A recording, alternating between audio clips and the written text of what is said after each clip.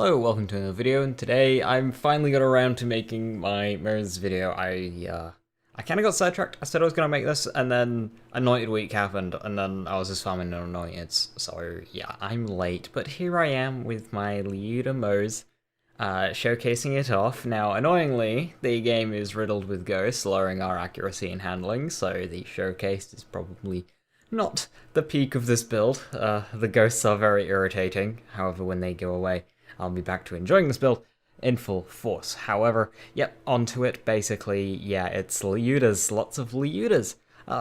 It's not the only gun you can use, of course, but that was basically the main focus. Now, other great weapons, of course, are including weapons like the Dictator. It's utterly fantastic, and just pretty much any gun in this game. Cutsman. Never actually used this. Might be good, because it's got low fire rate. Anyway, so the archetype of Lyuda, or weapon that you'll be using, is a low damage, high mag size. All about that ammo regen. We do not touch blue tree, we're all about the ammo regen. And I pick Lyudas because they're fun to use, and I can use them at range. We are limited on tank, so being the range is our tank, which just makes this build get even better in multiplayer, although I typically only solo in this game. But yeah, that's just the idea of this setup, is just constant stream of bullets, and considering it's the Lyuda, it's a lot of very high power bullets. So yeah, this is my main Moze.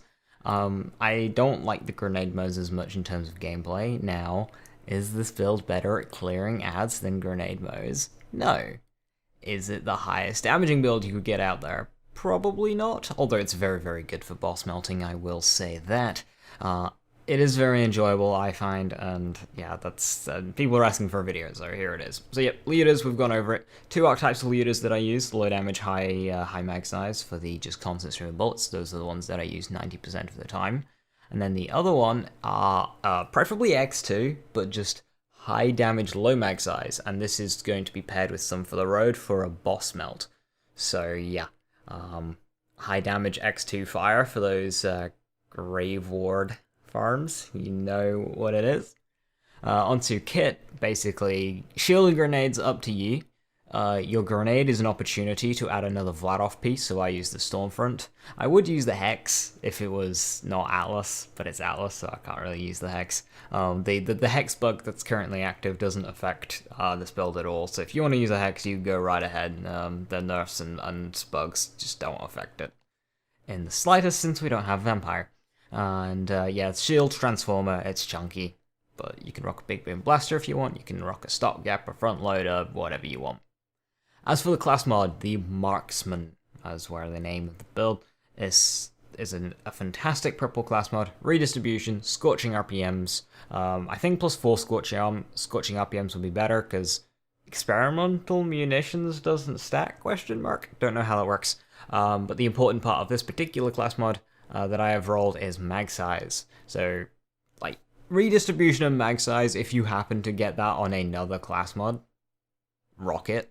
Those are the two important things, and of course the mag size isn't, like, linked to the Marksman. It can just roll on any class mod, so yeah, those are the two important things there, redistribution and mag size, but scorching RPMs is a great DPS skill as well.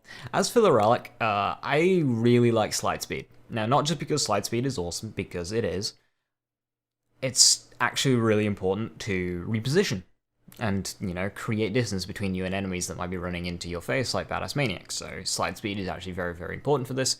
And of course, more mag size in our passives, stacking up that mag size for more infinite ammo. Now, of course, you can run a Deathless. I personally don't, and I'll get into that later. As for the tree, well, Cloud of Lead, free damage and free ammo every once in a while. Match set, a recent addition that I made, just for even more, just for true infinite ammo if you're hitting crits.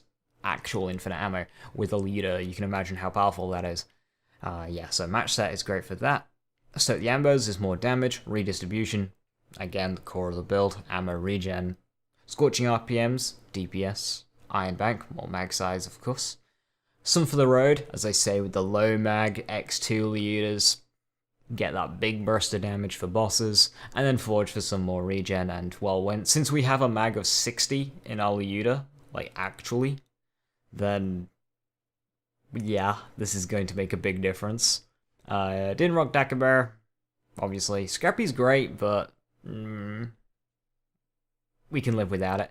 Russian Offensive, you can spec in with some free points. I just decided not to do it because it's not a run and gun build. Specialist Bear, we're not using the mech. And Click Click, I used to run Click Click before I went match set because I was running through my ammo more, but I have since started running match set and I do prefer it. But there are some free points if you do want to go Click Click. We don't touch blue. Orange, Selfless Vengeance. I want to make a build around this, but it's just not it. We're not reloading. Armored Infantry. Again, our shield's going to be active, pretty much. If our shields aren't active, then we're dead. But, you know, we can aim down sight and fight for life in this game, it's fine. So yeah, this is just a great free damage reduction skill. Drowning Embrace, way more gun damage, up to 60%, it's huge. And the fire rate helps our ammo efficiency, though that doesn't really matter. Like, the reduction in fire rate, I should say.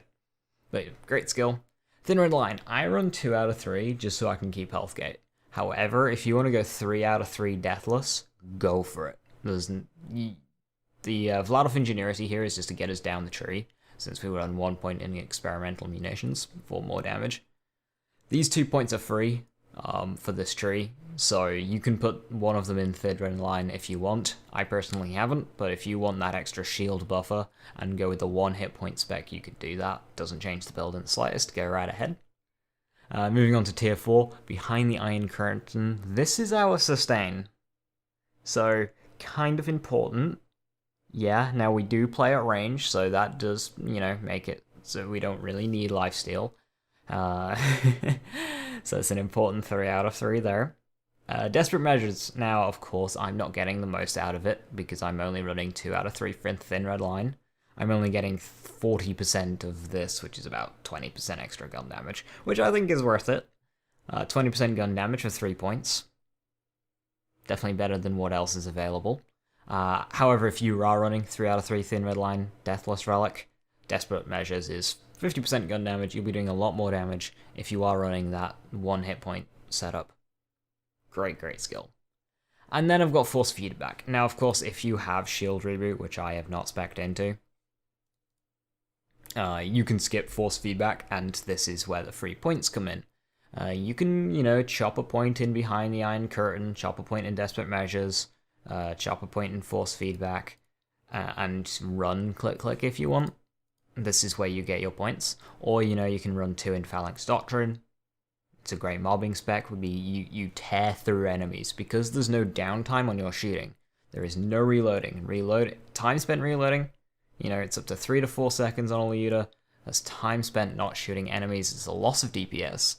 So, that's why Phalanx Doctrine is actually really good for this, if you want to run it. I personally haven't, but it's definitely not a waste if you do. And that's, you know, the spec. The core gameplay is, as I say, playing a bit more passively, not running in your face. If you want running in your face and be completely immortal, Ghast Call plus Vampire, plus Flacker, plus Means of Destruction, plus you know the drill. I'm bored of that after playing it for like half an hour. But if that's what you want to run, then obviously this build isn't for you. If you are wanting something different, especially since the Hex, Stormfront, and Quasars are currently bugged, so solutions are use a Ghast Call or try something new, and this is something new. So yep, I hope you enjoy the run of the Trial of Supremacy. Now, the ghosts are really annoying because they cryo you, which slow you down, and also the loss of accuracy and handling from the terror mechanic does hurt us, which is really annoying, but doesn't make it a bad build in the slightest. So yeah, thank you for watching, and I hope you enjoy, and I'll see you next time. Bye-bye. Are you worthy?